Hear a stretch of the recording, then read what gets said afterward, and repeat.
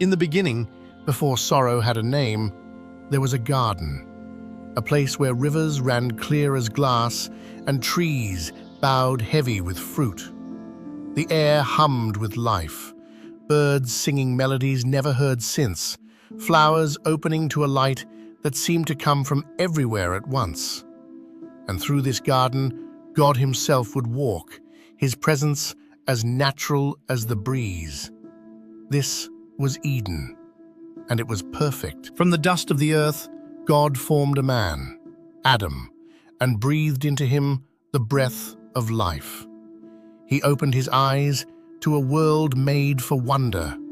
Every creature, every leaf, every star in the sky was a gift, placed before him with care.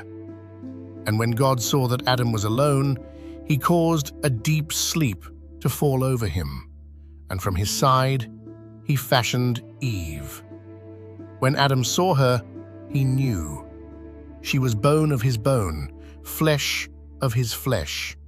Together, they were complete. They walked through Eden as its caretakers, naked and unashamed, knowing nothing of guilt or grief.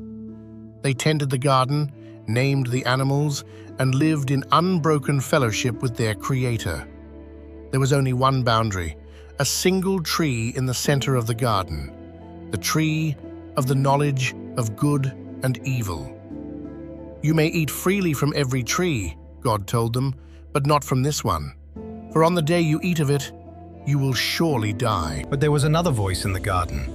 The serpent, more cunning than any beast of the field, came to Eve with a question wrapped in doubt. "Did God really say you must not eat from any tree in the garden?" Eve answered carefully. She knew the command, but the serpent leaned closer. "You will not surely die," he whispered. "God knows that when you eat of it, your eyes will be opened. You will be like God, knowing good and evil." And there it was. The oldest lie, dressed in the language of freedom.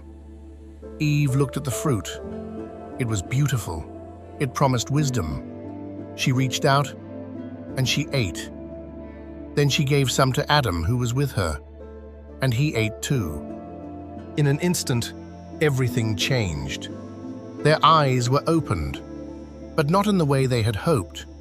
They saw themselves, and for the first time, they felt exposed. They felt shame.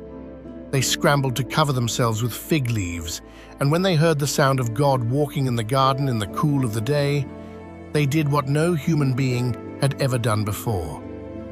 They hid. "Where are you?" God called, not because he didn't know, but because he wanted them to come to him. Adam answered from the shadows, "I heard you, and I was afraid, because I was naked, so I hid." And God said, "Who told you that you were naked? Have you eaten from the tree I commanded you not to eat from?" What followed was the unraveling. Adam blamed Eve. Eve blamed the serpent. And sin, like a stone dropped into still water, sent its ripples outward in every direction. God cursed the serpent.